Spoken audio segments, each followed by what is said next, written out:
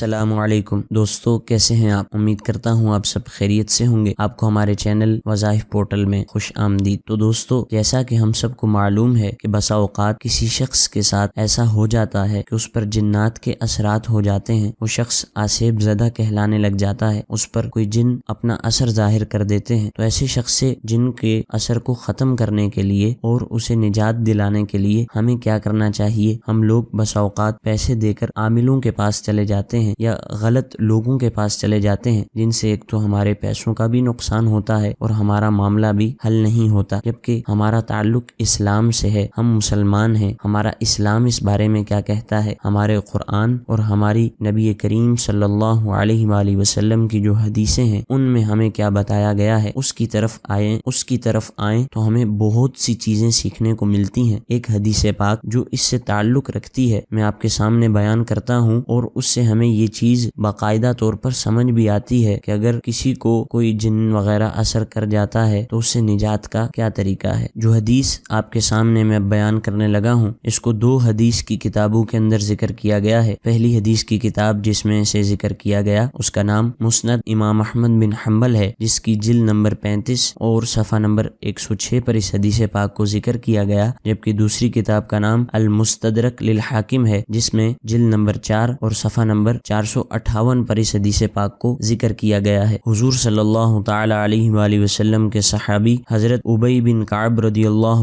عنہ فرماتے ہیں کہ میں نبی کریم صلی اللہ علیہ وآلہ وسلم کی بارگاہ میں حاضر تھا، ایک دیہاتی آیا اور عرض کی کہ اے اللہ کے نبی صلی اللہ علیہ وآلہ وسلم، میرے بھائی کو تکلیف ہے۔ فرمایا کیا تکلیف ہے؟ عرض کی اسے آسیب ہے۔ فرمایا اسے میرے پاس لے آؤ۔ اس دیہاتی نے بھائی کو لا کر حضور صلی اللہ علیہ وآلہ وسلم کے سامنے ڈال دیا۔ حضور صلی اللہ علیہ وآلہ وسلم نے اسے سورہ فاتحہ اور سورہ بقرہ کی پہلی 4 آیتیں اور سورہ بقرہ کی آیت نمبر 163 اور آیت الکرسی، اور اسی کے ساتھ ساتھ سورہ بقرہ کی آخری 3 آیات، سورہ آل عمران کی آیت نمبر 18، سورہ اعراف کی آیت نمبر 54، سورہ مؤمنون کی آخری 3 آیات اور سورہ جن کی آیت نمبر 3، سورہ صافات کی شروع کی 10 آیتیں، سورہ حشر کی آخری 3 آیتیں، سورہ اخلاص، سورہ فلق اور سورہ ناس سے دم کیا، تو وہ شخص جس کو جنوں کے اثرات تھے، وہ شخص جو آسیب زدہ تھا، وہ کھڑا ہو گیا،